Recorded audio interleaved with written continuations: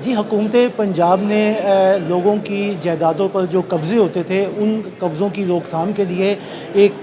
कानून जो है गैर मनकूला मलकियती जायदाद पर एक आर्डीनेंस जो है वो जारी किया है, जिसके तहत अब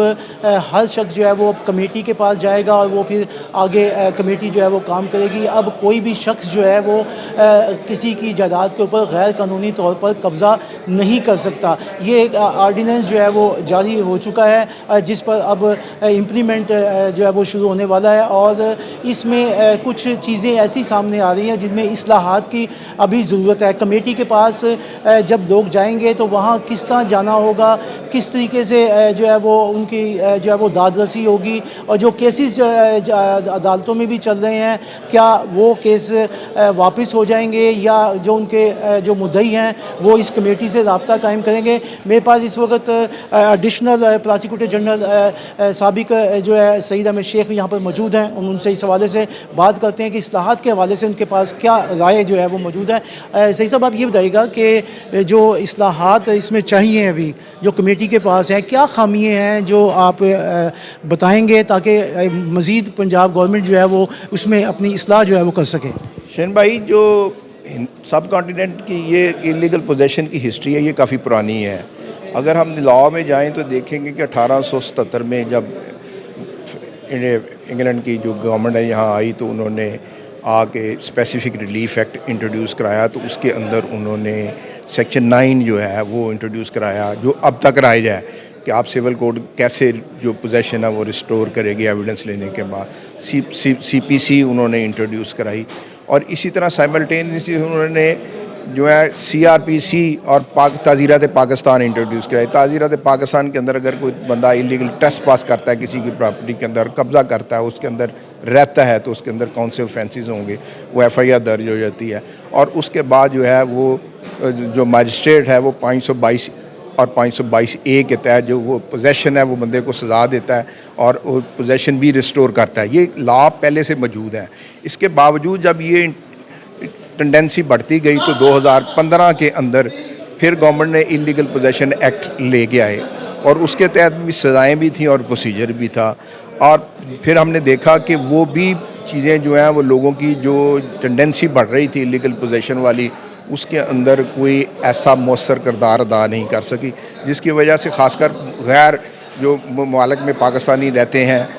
वो पाकिस्तान के अंदर जब इन्वेस्टमेंट लेके आते हैं या अपनी इन्वेस्टमेंट यहाँ करते हैं तो उनके ज़मीनों पे कब्ज़ा हो जाता है, लोकल के यहाँ भी कब्ज़ा होता है और ये मुतालबा दिन ब दिन बढ़ता जा रहा था कि इस टेंडेंसी को ख़त्म करने के लिए कोई मेजरमेंट लेनी चाहिए। तो गवर्नमेंट की ये बहुत अच्छी एफ़र्ट है। गवर्नमेंट ने एक कमेटी बनाई है डिप्टी कमिश्नर की सरबराही में इस लॉ के तहत और उसके अंदर DPO हैं, उसके अंदर AC हैं, उसके अंदर DSP कंसर्न है। ये कमेटी और डिप्टी कमीशन कन्वीनर है और जो कंसर्न बंदा है वो एप्लीकेशन जो है वो अपनी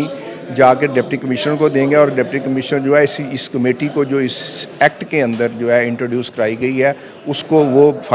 मार्क करेंगे, वो उसके ऊपर इंक्वायरी करेंगे और उस कमेटी जो है वो 90 डेज़ के अंदर इसको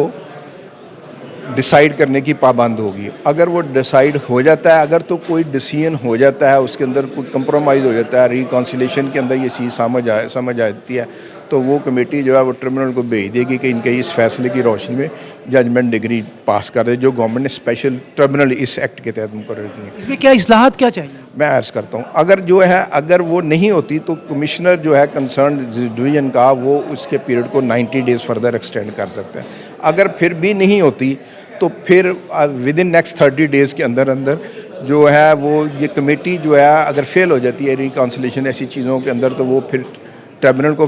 भेज देगी और ट्रिब्यूनल जो है फिर उसके अंदर वो अपना सिविल प्रोसीजर कोड भी इस्तेमाल करेगी, फौजदारी भी करेगी और ऑफेंस भी देगी और पोजेशन को इसी तरह रिस्टोर होगी। देखना ये है कि ये प्रोसीजर तो वही है,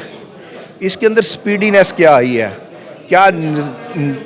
उनके पास जो कमेटी है क्वर्सन मैयर तो लिखे हुए हैं, वो कौन से क्वर्सन नहीं है। तो इसको गवर्नमेंट को एक तो फौरी तौर के अंदर 2 काम करने पड़ेंगे। एक तो देखना पड़ेगा, डेटा कलेक्ट करना पड़ेगा कि हर ज़िले के अंदर पेंडेंसी कितनी है और क्या वो पेंडेंसी जो है वो इस अकेली कमेटी के पास लाहौर के अंदर फ़र्ज़ करें एक ही कमेटी है और कमेटी उसके अंदर एसपी के साथ बदलती है, तो क्या वो ये सारी लिटिगेशन जो सिविल कोर्ट्स और एडिशनल डिस्ट्रिक्ट एंड सेशन जज जो लीगल पोजेशन एक्ट 2005 के तहत ये सारी पहले ही कार्रवाइयाँ कर रहे हैं कि अगर वो पहली डिस्पोजल अच्छे रिजल्ट नहीं दे सके तो क्या ये कमेटी 90 डेज़ के अंदर कोई अच्छा रिजल्ट दे सकेगी? इसके लिए एक तो रूल्स बनाने बड़ी ज़रूरी हैं और रूल्स के अंदर आप देखेंगे कि लोगों के बड़े अहम राइट्स हैं। इसके अंदर लोग इस एप्लीकेशन के अंदर दूसरों की प्रॉपर्टी पे भी कब्ज़ा करने शुरू करेंगे। तो जब आप उस 90 डेज़ को आप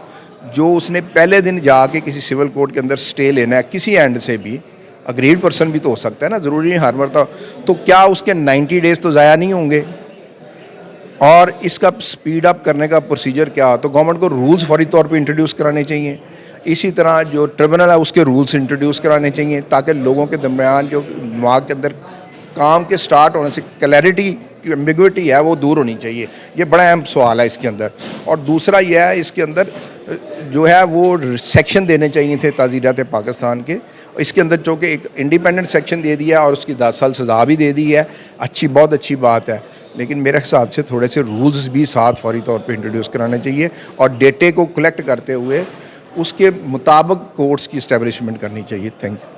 जी, आपने सईद अहमद शेख जो है उनकी गुफ्तगू सुनी, उनका कहना यह है कि पंजाब गवर्नमेंट का ये जो आर्डीनेंस आया है ये बहुत बेहतर है, लोगों के लिए बेहतर है, लेकिन इसमें कुछ इस्लाहात की ज़रूरत है। इनमें शिकें जो है वो बनानी चाहिए ताकि पता लग सके लोगों को कि किस तरीके से उन्होंने कमेटी के पास जाना है और कमेटी ने आगे किस तरीके से केसों की इंक्वायरी जो है वो मुकम्मल करनी है।